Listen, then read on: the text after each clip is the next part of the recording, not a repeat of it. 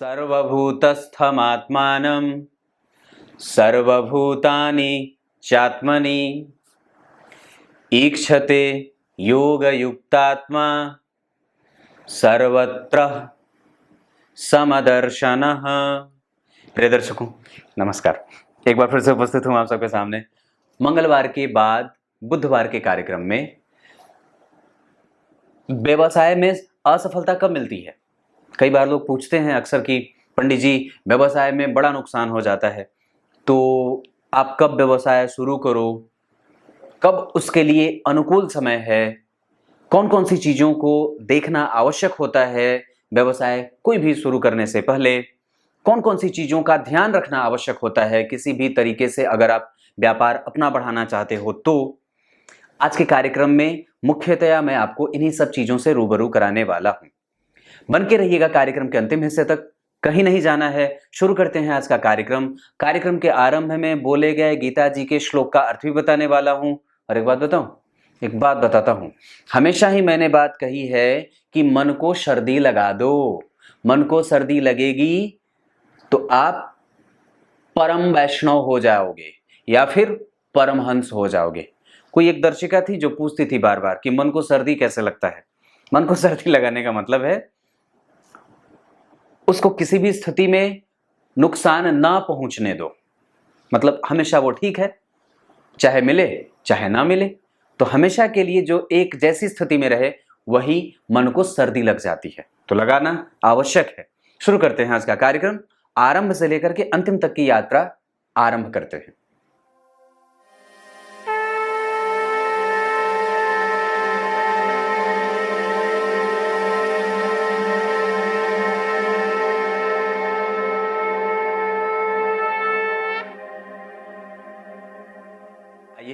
अब आपको सीधे विषय पे लेके आता हूँ। कभी भी व्यवसाय को लेकर के जब आप चिंतित हो रहे हों या फिर जब ये बात लगे कि व्यवसाय कैसे ठीक नहीं चल रहा है, तो उसके लिए कुछ कुछ महत्वपूर्ण चीज़ों को देखना आवश्यक होता है। मैं सीधे मुद्दे की बात करूं अगर, तो सबसे पहले किसी भी व्यक्ति को व्यवसाय में सफल होने के लिए उसके लग्न का बलि होना अत्यंत आवश्यक है। लग्न बलि कैसे? जैसे मैंने इस कुंडली में लग्न को बलि दिखाया है। कैसे? लग्न बलि तब कहा जाता है जब इस लग्न का अधिपति यहीं बैठा हो या फिर इस कुंडली में ये भाव किसी अन्य तरीके से इसके साथ जो युति बन रही हो, जैसे मंगल, सूर्य और बुध लग्न को बलि बना रहे हैं, क्योंकि सूर्य भी केंद्र में कारक होते हैं, बुध भी केंद्र में बड़े अच्छे परिणाम देते हैं। तो इसका मतलब यह है कि या तो आपके इस भाव का अधिपति जन्म कुंडली में यहीं बैठा हो या यहाँ पे कोई उच्च का ग्रह बैठा हो। जैसे बुध कन्या राशि में ही उच्च के होते हैं, इसका मतलब है कि व्यक्ति की कुंडली में लग्न बली है और उस पे और भी उसके बलवान होने की स्थिति तब और भी ज़्यादा अच्छी हो जाती है जब उस पे किसी शुभ ग्रह की दृष्टि पड़ जाए। दूसरी स्थिति से और भी लग्न को बलि तब कहा जाता है जब उससे केंद्र में कोई शुभ ग्रह बैठा हो, जैसे उससे केंद्र में ये चंद्रमा बैठे हैं। क्लियर है? और चौथे नंबर पे लग्न बलि और भी अच्छे स्थिति में तब कहा जाता है जब उस पे किसी भी पापक ग्रह की कोई कुदृष्टि ना पड़ती हो। यहाँ पे देखिए, यहाँ लग्न को कोई भी पापक ग्रह नहीं देख रहा है। अगर केतु देख रहे हैं तो ये एकमात्र संयोग है, क्योंकि आपकी कुंडली में अगर लग्न बलि हो रहा है, लग्न पे गुरु की दृष्टि भी पड़ रही है, लग्न से केंद्र में चौथे और 10वें के संबंध में अगर चंद्रमा बैठे हों, तो 3 से 4 तरीके से अगर कुंडली में स्थिति लग्न की बलि होने की पुष्टि हो रही है, लग्न के बलि होने की पुष्टि अगर हो रही है, तो निसंदेह इसे लग्न का बलि होना कहा जाएगा। दूसरी बात यह है कि आपकी कुंडली में अगर लग्न बलि है तो उसकी पुष्टि यहां से भी करनी होगी कि लग्न का अंश कितना है और साथ ही साथ उस अंश पे जो नक्षत्र बन रहे हैं, लग्न का नक्षत्र कौन सा है, किस नक्षत्र के लग्न में आपका जन्म हुआ है, और लग्न के अधिपति जो बन रहे हैं। जैसे यहाँ पे मान लीजिए बुध, तो बुध का लग्न बना, और मान लीजिए बुध अगर जिस यहाँ पे जो भी लग्न का नक्षत्र बना हो और लग्नेश जिस नक्षत्र में बैठे हैं, ध्यान से समझने की बात है, जो लग्न में नक्षत्र बना, जिस नक्षत्र में, आपके चंद्रमा के नक्षत्र की बात नहीं कर रहा मैं, जो लग्न में नक्षत्र बना है उसकी बात कर रहा हूं, और लग्नेश की स्थिति मतलब लग्न के अधिपति, इन दोनों में अगर मित्रता होती है तो निसंदेह इसे एक बलवान लग्न कहा जाता है। ये बात तो क्लियर हो गई। ये पहले नंबर पे देखना है। दूसरे नंबर पे क्या देखना है, आपकी कुंडली में चाहे कितने ही ग्रह मजबूत हो ना, लेकिन अगर जो चंद्रमा कमजोर हुआ तो लग्न को और कुंडली में बन रहे राजयोगों को कमजोर कर देते हैं। तो तात्पर्य ये है कि आपकी कुंडली में चंद्रमा कभी भी छठे, आठवें और 12वें भाव में नहीं बैठने चाहिए। अगर वो बैठे हैं तो मशक्कत करनी पड़ेगी। अगर स्वराशि के बैठे हैं तब तो चलो ठीक है, उच्च के बैठे हैं तो भी परेशान तो करते ही हैं। तो मैंने क्या बात कही है कि चंद्रमा को या तो चतुर्थ लग्न, दशम या सप्तम में बैठना हो, मतलब वो कहीं से केंद्र में ही बैठे हो। केंद्र ये होता है यहाँ, इसे केंद्र कहा जाता है। तो यानी कि चंद्रमा अगर केंद्र में बैठे हो, क्योंकि चंद्रमा का जो वर्ण होता है वो वस्तुतः वैश्य वर्ण का ग्रह होता है। वैश्य मतलब कौन? व्यवसाय कराने वाला। तो कहने का तात्पर्य यह है कि आपकी कुंडली में चंद्रमा के पास अपना बल होना आवश्यक है। क्लियर हो रही होंगी चीजें? मतलब चंद्रमा बली हो। चंद्रमा बली कैसे? या तो वो उच्च का बैठा हो, या जिस राशि में बैठा हो उस राशि का अधिपति स्वग्रही होकर के बैठा हो, या उस राशि का अधिपति चंद्रमा को देख रहा हो। मान लीजिए बुध की राशि में बैठे हैं और मान लीजिए बुध यहां नहीं बैठे होते, यहां बैठे होते, तो बुध अगर यहां बैठे होते तो बुध की 7वीं दृष्टि यहां पड़ जाती, तो चंद्रमा को बल मिल जाता। क्लियर है? या फिर चंद्रमा जहां बैठे हैं उस राशि के अधिपति उससे नवम पंचम के संबंध में बैठे हो। मतलब कैसे? मान लीजिए बुध की राशि बनी है और बुध या तो यहां बैठे 5वें गिनने पर, या तो फिर 7वें, या तो फिर केंद्र में एक दूसरे से नवम पंचम, या तो यहां बैठे हो, या तो फिर यहां से यहां बैठे हो नवम पंचम के संबंध में। तो ऐसी स्थिति में अगर जहां पे आपकी राशि बन रही है उस राशि का अधिपति या तो केंद्र में बैठा हो या तो त्रिकोण में बैठा हो। क्लियर है?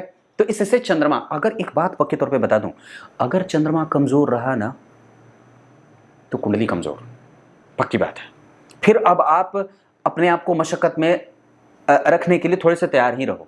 और वहां पे डिसकंटिन्यूटी भी बनती है, रेगुलरिटी नहीं होती है। व्यक्ति किसी भी चीज को रेगुलर बेसिस पे नहीं कर पाता है, ना तो उसकी आय जो है वो संयमित हो पाती है और ना ही उसके खर्च की स्थिति ही बैलेंस में रह पाती है। ये दूसरे नंबर का सबसे ज्यादा महत्वपूर्ण कारक ग्रह हो सकता है आपकी कुंडली के व्यवसाय को ठीक करने के लिए। दूसरा नंबर पे ये था। तीसरे नंबर पे आपके धन को देखना है। धन रहेगा तभी तो व्यवसाय करोगे।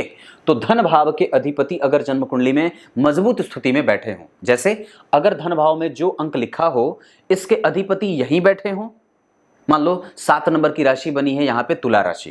क्लियर है? और यहाँ के अधिपति कौन होते हैं? शुक्र होते हैं। तो यहीं बैठ जाएं। इसका मतलब है कि धन भाव भी बली है। और किसी भी चीज के जो प्राप्त होने का भाव होता है वो दूसरा और एकादशवां होता है। तो एकादशवें भाव में अगर पापक ग्रह की राशि बनी हो, या पापक ग्रह स्वयं बैठा हो, या एकादशवें भाव के अधिपति लग्न में या धन भाव में बैठे हों, या भाग्य भाव में बैठे हों, या पंचम भाव में बैठे हों, तो ऐसी स्थिति में धन और आय या प्राप्त होना ये अच्छा कहा जाता है। इसका मतलब है कि आपकी कुंडली में आप व्यवसाय करने के लिए तत्पर हो सकते हो या व्यवसायिक कुंडली बन जाती है। ये 3 चीजें देख ली आपने। अब चौथी चीज क्या देखनी है कि व्यवसाय का कारक ग्रह कौन है। इतने सारे प्रभावों को देखने के बाद आपको चौथे नंबर पे व्यवसाय के कारक को देखना है। उसके पहले इतना सारा चीज आपको देखना होगा। तो चौथे नंबर पे व्यवसाय के कारक ग्रह बुध को देखना होता है। अगर बुध आपकी कुंडली में या तो लग्न में बैठे हो, पर अकेले नहीं भाई जी, जन्म कुंडली में या तो वो लग्न में बैठे हो, लेकिन अकेले अगर लग्न में बैठे हो तो ठीक है, खाली लग्न में। अगर वो अकेले किसी अन्य भाव में बैठेंगे तो प्रभाव शून्य हो जाते हैं। लेकिन अगर लग्न में अकेले भी बैठे रहेंगे तो भी वो व्यक्ति को व्यवसायिक नेचर का बना देते हैं। और व्यवसाय का कर्ता धर्ता बुध ही पालन करता है, वही उसका रेगुलेटरी सिस्टम होता है, वही वो ग्रह है जो व्यवसाय को कंट्रोल करता है। और साथ ही साथ अगर दशम भाव में बैठे हो तो चाहे नीच के ही बैठे क्यों ना हो, लेकिन दशम भाव में अगर बुध बैठेंगे तो व्यक्ति के अंदर व्यवसायिक नेचर डालने वाले हो जाते हैं। नीच का मतलब क्या? यहाँ पे 12 नंबर लिखा हो और यहीं बुध बैठे हो, तो ऐसी स्थिति में वो ग्रह बुध नीच का हो जाता है। क्लियर हो रही होंगी चीजें? क्लियर है? तो यहां पे बात दशम स्थान पे बुध की हो गई। चौथे नंबर पे आपने बुध को देख लिया। अब 5वें नंबर पे आपको ये देखना है। अब बोलोगे कि पंडित जी आप सब तो ग्रह बता ही रहे हो, तो छोड़ क्या रहे हो? देखो एक बात बताता हूं, समझने की बात है कि कोई भी ग्रह कभी भी अपने बल पे तभी पूरा पूर्ण रूप से परिणाम दे पाता है अपना, जब वो किसी से विक्षिप्त ना हो या किसी से प्रभावित ना होता हो। लेकिन ऐसा बहुत कम बार होता है, इस वजह से कि अगर आप एक बढ़िया लेवल का, जो अच्छे लेवल का, जैसे टाटा, बिरला, अंबानी, अदानी और पता नहीं कितने सारे व्यवसायी हैं, आप उस लेवल की कुंडली अपने आप को कुंडली अपने आप को उस लेवल पे ले जाकर के स्थापित करना चाहते हो, या थोड़े से उनसे कमजोर ही सही, पर अगर जन्म कुंडली में 1 से 2-3 ग्रह अगर उच्च के होकर के बैठे हों तो भी व्यक्ति बड़ा बढ़िया व्यापारी बन जाता है। जैसे शुक्र अगर उच्च के होकर के बैठे हों, जैसे लग्न में शनि उच्च के होकर के बैठे हों, या लग्न के अधिपति अगर 12वें भाव में भी बैठे हों और अपने मित्र के साथ बैठे हों, तो व्यक्ति देश विदेश में बड़ा अच्छा व्यापार करता है। क्लियर हो रही है चीजें? तो दशम भाव पे अगर जन्म कुंडली में, अब दशम भाव पे आना है क्योंकि आपका ये कर्म क्षेत्र है, तो दशम स्थान पे कोई ग्रह नीच का नहीं होना चाहिए। दशम भाव के अधिपति पे गुरु की दृष्टि होनी चाहिए। दशम भाव के अधिपति पे बुध की दृष्टि होनी चाहिए। दशम भाव में कोई दिग्बली ग्रह बैठा हो, जैसे या तो शनि बैठे हों, या तो सूर्य बैठे हों, या तो मंगल बैठे हों, या तो बुध बैठे हों, या तो राहु बैठे हों, यहां पे सारे ग्रह अच्छे परिणाम दे जाते हैं क्रमशः। तो इतने सारे ग्रह अगर दशम स्थान में बैठे हों और दशम स्थान बलवान हो रहा हो, तो बलवान कैसे? तो यहां पे उच्च का कोई ग्रह बैठा हो, कोई दिग्बली ग्रह बैठा हो, सूर्य, शनि, मंगल, राहु, केतु, केतु नहीं राहु, तो ये दशम स्थान को बल दे देते हैं। इन सब चीजों को देखने के बाद अब आपको अपनी कुंडली में 3 प्रमुख ग्रहों को देखना है। जो कौन कौन से हैं? 3 प्रमुख ग्रह। अब यहां पे आपको बुध को भी नहीं देखना है, अब यहां पे आपको गुरु को भी नहीं देखना है, अब यहां पे मंगल को भी नहीं देखना है, अब यहां पे दशम भाव को भी नहीं देखना है, अब यहां पे कुछ भी मत देखो। अब यहां पे आपको सिर्फ सूर्य, चंद्रमा और दशम भाव के अधिपति को देखिए। 3 ग्रह देखने हैं कि उनकी स्थिति कैसी है। अगर सूर्य उच्च के हैं, या अगर जन्म कुंडली में नीच के हैं और उनका नीच भंग हो रहा हो, और साथ ही साथ अगर चंद्रमा जन्म कुंडली में मृतप्राय ना हो या उन्हें अमावस्या दोष ना लगा हो। लेकिन एक बात और है, अगर सूर्य और चंद्रमा दोनों यहां बैठे हो तो भी व्यक्ति व्यवसाय कर सकता है। यहां ही एकमात्र ऐसा यही भाव है जहां सूर्य और चंद्रमा बैठने के बावजूद भी अच्छे परिणाम दे जाते हैं। इसका मतलब है कि अगर आपकी कुंडली में दशम स्थान में सूर्य और चंद्रमा बैठे होंगे तो भी व्यक्ति व्यवसाय कर सकता है और अच्छा व्यवसाय कर सकता है, उसकी व्यवसायिक स्थिति अच्छी रहती है। क्लियर हो रही हैं चीजें? एकदम धीरे धीरे बता रहा हूं, स्टेप बाय स्टेप। तो 3 चीज और देखनी है, सूर्य, चंद्रमा और दशम स्थान के अधिपति को। अगर दशम स्थान के अधिपति यहीं बैठे हों या दशम भाव बलवान हो रहा हो तो व्यक्ति आसानी से व्यवसाय कर सकता है। पर अगर ये इन सब चीजों में से कुछ भी अगर अच्छा ना हो तो क्या करेंगे? कोई आवश्यक नहीं है कि मैंने जितनी भी बातें आपको बताई हैं वो अच्छी ही हो। ऐसा भी तो संभव है कि आप की कुंडली बड़ी कमजोर साबित हो रही हो लेकिन आप व्यवसाय करना चाहते हो। पर एक बात और है, व्यवसायिक सोच तभी विकसित होती है जब व्यक्ति कहीं ना कहीं से व्यवसायिक स्थिति उसके प्रभाव में कुंडली में बन रही हो। जैसे गुरु व्यक्ति को व्यवसाय करने वाला बनाते हैं। अगर गुरु तुला, वृषभ या फिर मकर के ना बैठे, मतलब मकर राशि में नहीं, कुंभ राशि के बैठे हों, अगर धनु राशि के बैठे हों या फिर वो वृषभ राशि में बैठे हों, तुला राशि में बैठे हों, तो व्यक्ति व्यवसायिक सोच को रखने वाला हो जाता है। या तुला लग्न बनता हो, लग्न में तुला राशि बनती हो, 7 नंबर दिखा हो, तो कुछ ऐसी स्थितियां भी हैं जैसे कुंभ राशि बने, जैसे तुला राशि बने, जैसे कन्या राशि बने, लग्न में अगर ये राशियां बन जाए।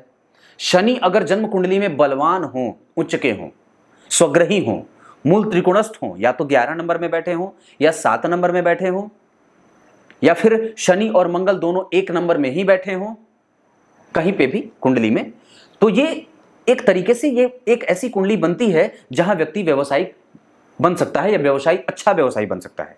समझने में आ रही होंगी चीजें, मैं बहुत ज्यादा आपको कंफ्यूजन में नहीं डालना चाहता। तो ये जो स्थिति बनेगी तो इसे व्यवसायिक कुंडली कहा जाता है। लेकिन इन सब के बावजूद आपको कुछ भी अच्छा नहीं बना, अब आपकी कुंडली बिल्कुल भी व्यवसाय के लिए सपोर्ट नहीं करती, पर फिर भी आपका मन बार बार व्यवसाय करने के लिए जाता है, तो क्या करोगे? तब आपको यह करना है कि आपको अपनी कुंडली के लग्न चार्ट को देखने के बाद दशमांश चार्ट को देखना होता है। दशमांश चार्ट अगर जन्म कुंडली में अच्छी बन रही हो, अच्छी मतलब दशमांश चार्ट में लग्न का अधिपति लग्न में बैठा हो, केंद्र में उच्च के ग्रह कोई बैठे हो, त्रिकोण में कोई ग्रह उच्च के बैठे हो, या कोई भी ग्रह जन्म कुंडली में जैसे गुरु चंद्रमा केंद्र में बैठे हो। और एक बात और है, बताता हूं, अगर जन्म कुंडली में चंद्रमा खाली यहां बैठे हो ना, तो ये सोच लेना कि आपको अपना व्यवसाय करना ही चाहिए, या तब तक आप स्वतंत्र और सामान्य स्थिति में नहीं पहुंच सकते जब तक आपकी कुंडली में आप या फिर जीवन में आप अपना काम ना करो। ये खुद का काम करवाता है। मेरी खुद की कुंडली में चंद्रमा यहीं बैठे हैं, देखो मेरा अपना काम है। विवेकानंद की कुंडली में भी यहीं चंद्रमा बैठे थे, देखो उनका अपना काम था। तो ऐसी स्थिति कि जब जन्म कुंडली में ऐसी बात बन रही हो, या चंद्रमा या बुध या गुरु अगर जन्म कुंडली में केंद्र और त्रिकोण से संबंध बनाते हो, तो व्यक्ति अपने गल्ले पे बैठता है और उसको किसी के सहारे की आवश्यकता नहीं पड़ती है, वो यूं बढ़ जाता है। मकर लग्न के लोग भी कई बार बहुत ज्यादा अच्छा व्यवसाय कर लेते हैं। मकर लग्न के लोग भी बहुत अच्छे व्यवसायी वर्ग से आते हैं और सिद्ध हो जाती हैं उनकी कुंडलियां। और 2-3 बात और बताता हूं, अगर लग्न जिस अंक से शुरू होता हो उसी अंक से अगर वर्गोत्तम नवमांश की कुंडली बनती हो, अगर नवमांश भी उसी का बनता हो, दशमांश भी उसी कुंडली का उसी लग्न का बनता हो, तो भी व्यक्ति तीव्रतम स्थिति में व्यवसाय करता है और बहुत उच्चतम स्तर पे व्यक्ति व्यवसायिक वर्ग में अपने नामों को दर्ज करा लेता है, अपना नाम दर्ज करा लेता है। इसके अलावा और भी कौन सी चीज है जो आपको तीव्रतम व्यवसायी बना सकती है? तो उसमें अगर एक ग्रह कोई जो प्रत्येक जगह नीच का होकर के बैठा हो, जैसे मान लो शनि, लग्न में भी शनि नीच के हो गए, नवांश चार्ट में भी नीच के हो गए, दशमांश चार्ट में भी नीच के हो गए, D4 चार्ट में भी नीच के हो गए, D24 चार्ट में भी नीच के हो गए, और हर जगह उनकी स्थिति लगातार वही बनी हुई है, मतलब ग्रह ने अपने आप को मेंटेन करके रखा है, तो निसंदेह ये बात बनती है कि व्यक्ति एक अच्छा व्यवसायी बन सकता है उस क्षेत्र का, उससे संबंधित। जैसे शनि पेट्रोलियम और डीजल के कारक होते हैं, जमीन के अंदर जितना ज्यादा नीचे जाओगे वो शनि के कारक क्षेत्र में आता है। तो अगर जैसे आप मान लो मंगल आपकी कुंडली में हर जगह नीच के होकर के बैठे हैं, ऐसी स्थिति में व्यक्ति जो होता है वो भूमि से संबंधित जो बाहर दिखती हैं चीजें, पहाड़, चट्टान और भूमि के एक लेवल में जाकर के नीचे कुछ 100 मीटर की दूरी पर, कुछ मीटर की दूरी पर से जो चीजें निकाली जाती हैं उसका मालिक बन सकता है। मिट्टी से संबंधित गिट्टी, बालू, छड़, सीमेंट आदि चीजों का कारोबार वो कर सकता है। धातुओं का कारोबार भी करता है, तार वगैरह तांबे का कारोबार करता है, बिजली से संबंधित चीजों का करता है, जल से संबंधित चीजों का करता है, लिक्विड से संबंधित चीजों का करता है, लाल चीजों का कारोबार मंगल कराते हैं। तो ये स्थितियां बनती हैं। अब जन्म कुंडली में अगर बुध की स्थिति बहुत अच्छी रही तो व्यक्ति जो है वो संचार के क्षेत्र में काम कर सकता है, व्यक्ति बड़ी बड़ी कंपनियों को सलाह देने वाला बन सकता है, वो भी तो व्यवसाय ही है। बड़ी कंपनी का फाइनेंस जो है वो देखता है। तो ऐसी स्थितियां, अगर गुरु बहुत अच्छे रहे तो व्यक्ति खुद का मालिक बन जाए, वो किसी के आदेशों का पालन ना करे, वो स्वयं आदेश देने वाला हो जाता है। अगर देवगुरु बृहस्पति बहुत अच्छी स्थिति में बैठे हैं, उच्च के हैं, स्वग्रही हैं, मूल त्रिकोणस्थ हैं, राहु केतु के संपर्क में नहीं हैं, तो ऐसी स्थिति में व्यक्ति बहुत बड़ी कंपनी का मालिक भी बन जाता है। तो कैसा मालिक बनेगा? तो देवगुरु बृहस्पति जो होते हैं वो अनाज का कारोबार करवा देते हैं। बहुत बड़ी कंपनी चाहे किसी भी क्षेत्र की हो वो उसमें लाभ दे देते हैं, फसल का, अनाज का, किताबों का, पुस्तकों का, ऐसे किताबों वो ये सब चीजें, प्रिंटिंग प्रेस, बहुत बड़ा पब्लिकेशन का मालिक हो जाए, मंत्री हो जाए, किसी बहुत बड़े व्यवसायी का जो है वो सलाहकार हो जाए, बड़े व्यवसाय से जुड़ करके अपना काम करता है। ठीक उसी तरीके से शुक्र की बात करते हैं तो शुक्र तो सोना, चांदी, आभूषण, इन सब चीजों में व्यवसाय करवा लेते हैं।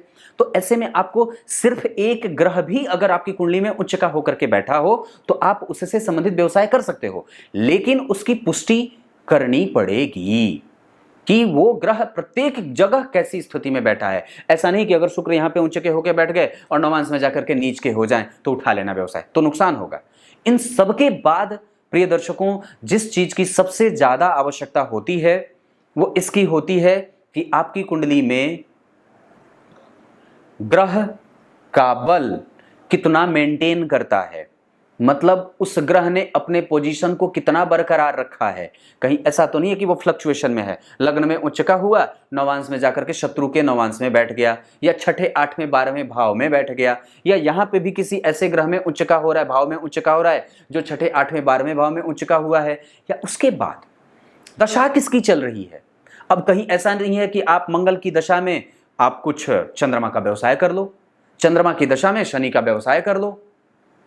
तो इसी वजह से कई बार ऐसी चीजें होती हैं कि एक टाइम पे तो वो व्यवसाय बड़ा अच्छा लाभ करता है, पर बाद में जाकर के वो नुकसान कर देता है, या नुकसान या घाटे का सौदा, या फिर बाद में चल करके उसको ठेलना पड़ता है।